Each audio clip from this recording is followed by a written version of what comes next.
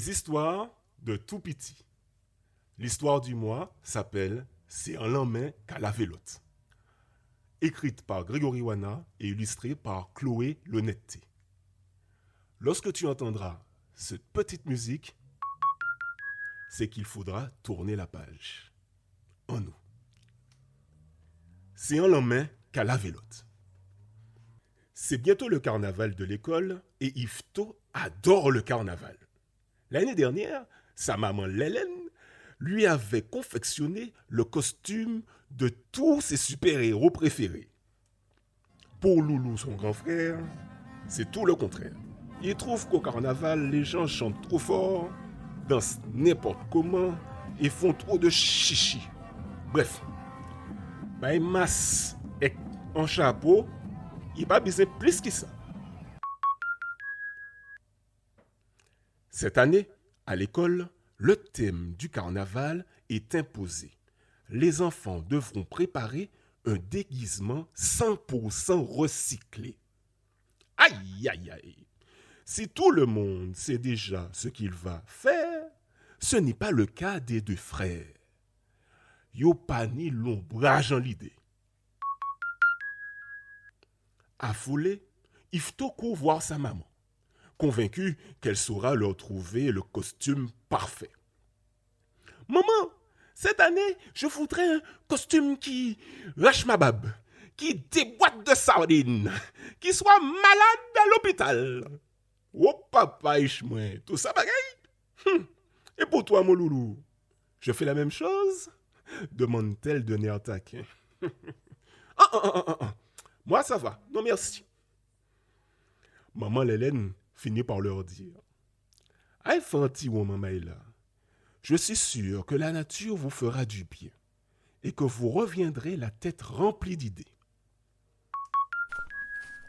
Voilà un bon moment que les deux frères marchent et toujours pas d'idée à l'horizon.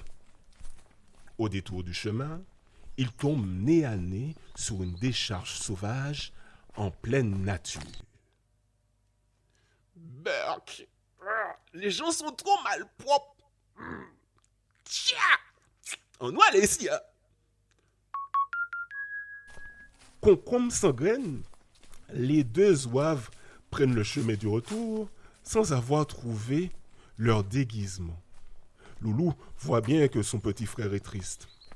Il voulait tant impressionner ses camarades avec son déguisement. Ils aperçoivent alors un immense champ de bananes. « Oulou, Yvetot, j'ai trouvé une idée pour ton costume, dit Loulou.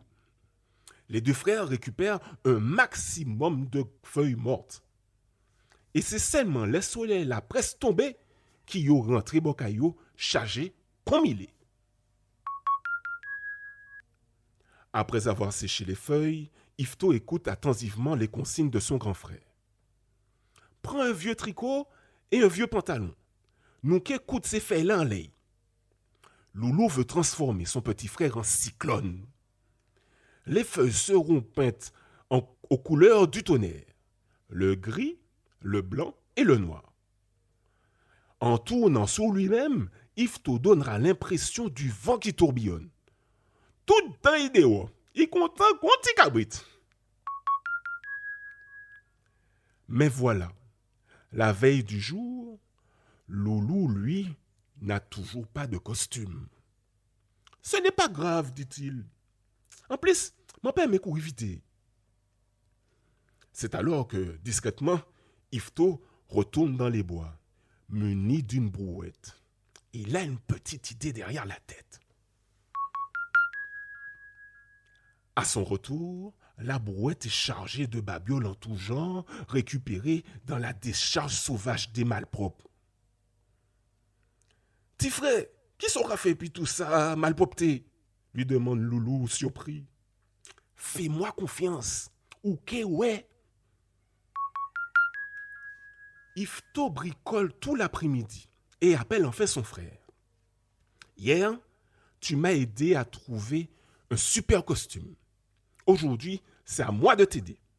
Je te présente le costume de Roborécup. » Au début, Loulou n'ose pas trop. Puis, Il finit par enfiler le costume et c'est parfait. Waouh! Oh, oh, comment tu dis déjà? Hein? C'est malade à l'hôpital? Ah, Loulou n'en revient pas. Le costume est au top.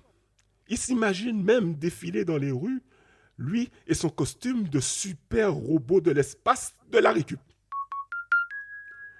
Sans se rendre compte, Yvetot a redonné confiance à son frère.